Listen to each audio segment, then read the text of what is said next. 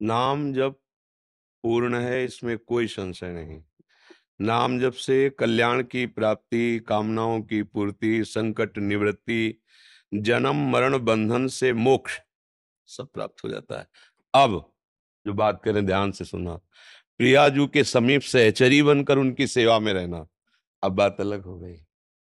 अब इसके लिए जो सहचरियां आचार्य रूप से आई हैं और जो मंत्र दिया है, उसका निरंतर पवित्र अवस्था में और अपवित्र अवस्था में नाम, ये करना ही पड़ेगा, तभी स्वरूप की प्राप्ति होगी। सहचरी स्वरूप, पाप का नाश हो जाना, कामनाओं की पूर्ति हो जाना, रोग की निवृत्ति हो जाना, जन्म मरण बंधन से मुक्त हो, सब कुछ नाम भगवान कर देंगे। और नाम भगवान की कृपा से ही सदगुरु की प्राप्ति होना, और सदगुरु की कृपा से निज सेवा का स्वरूप प्राप्त करने का मंत्र मिलना, और मंत्र की कृपा से स्वरूप की प्राप्ति होना।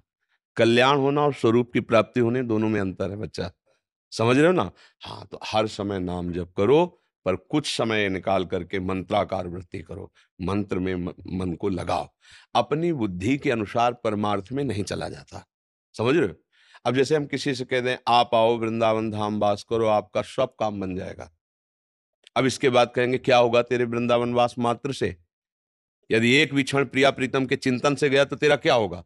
तो कह दे आप कल कह रहे थे कि वृंदावन वास, तो वृंदावन आओ और सब काम हो जाएगा। इसके बीच की जो यात्रा है वो अब हम तुम्हें पढ़ाएंगे, अब हमें समझाएंगे, उसको लेके मत बैठ जाओ। आप शुरुआत किए, अब आगे का मार्ग प्रशस्त होगा।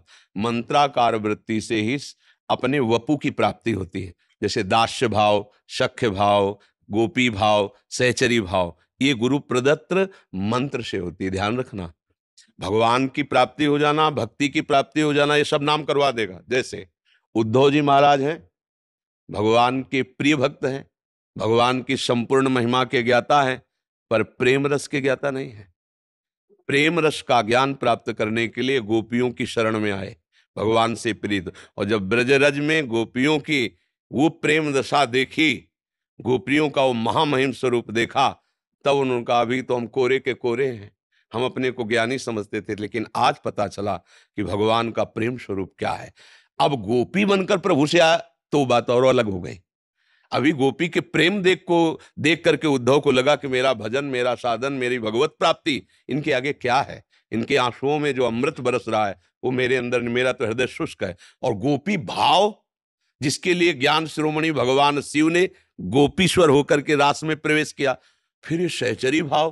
तो इसलिए अल्पज्ञता का त्याग करके गुरु वचनों पर दृढ़ विश्वास करके हमें आगे बढ़ना है। जो हम सत्संग में बोलते हैं सार्वभौम सिद्धांत, वो है संकट निवृत्ति, दोष निवृत्ति, पाप निवृत्ति, भगवत प्राप्ति, कल्याण, आवागमन से मुक्ति, सब सब सामर्थ्य नाम में विराजमान है। और नाम की ही कृपा से सदगुरु की प्राप्ति, सदगुरु की कृपा से मंत्र प्राप्ति, मंत्र की कृपा से स्वरूप भाव की प्राप्ति। समझ रहे ना? हाँ, इसलिए उसमें संशय नहीं करना चाहिए, गुरुजनों के वाक्यों के भाव को समझना चाहिए। समझ पा रहे हो? अब अपनी रुचि लगावे तो फिर डॉक्टर की दवा का महत्व क्या रह गया कि हमको तो टेबलेट पसंद नहीं, कोई पेय पदार्थ हो तो दे दो। हमको पेय पदार्थ पसंद नहीं, कोई एक इंजेक्शन भर लगा दो तुम्हारी रुचि से। उसको जरूरत है, इंजेक्शन भी लगाएगा, पेय भी देगा, खाद्य भी देगा, परहेज बताएगा। संपूर्ण रोग की निवृत्ति के लिए वो जो जो कहेगा हमें मानना पड़ेगा। तो भव रोग निवृत्ति का अचूक उपाय सदगुरु रूपी वैद्य के पास है।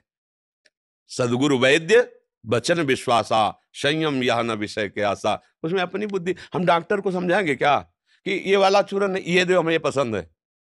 वो तो जो दे रहा है आंख मूंद के विश्वास करके हम उसके कथनानुसार चल देते हैं। ऐसे ही श्रद्धा और विश्वास की पूर्ण दृढ़ता गुरुदेव के वचनों में, तो भगवत प्राप्ति, भगवत प्रेम स्वरूप प्राप्ति सब सहज। और याभ्याम बिना न पश्यंती सिद्धा स्वांता स्तमीश्वरम। अगर श्रद्धा विश्वास नहीं तो हृदय में भगवान बैठे कहाँ अनुभव कर पा रहे हो? श्रद्धावान लभते ज्ञानम तत्परा संहितेन्द्रिया, ज्ञानम लब्ध्वा पराम शांति मचिरेणादि गच्छति। श्रद्धावान ही ज्ञान को प्राप्त होता है, ज्ञानी ही जितेंद्रिय होता है, जितेंद्रिय ही आत्म तत्व का बोध प्राप्त करता है, बोधवान ही परम शांत होता है। सिद्धांत से चलोगे तो वस्तु प्राप्त हो जाएगी, और मनमानी में तो फिर मार्ग अलग है, उसमें विश्राम नहीं है। तो मनमानी ना करके यदि गुरुमानी चले तो मार्ग पुष्ट हो जाएगा। गुरुमानी कोई बिरला ही चलता है, मनमानी तो सब चलते हैं।